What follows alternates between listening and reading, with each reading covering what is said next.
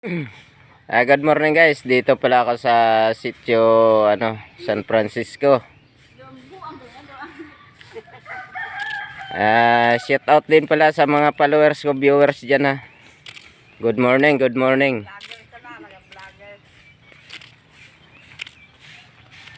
Ito pala yung yung ate ko.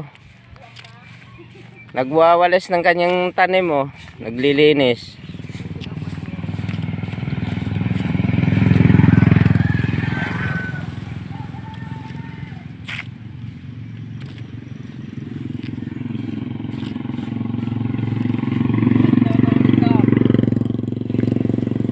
Shout out lang guys sa inyo dyan lahat, ng mga followers ko, viewers dyan. God bless you.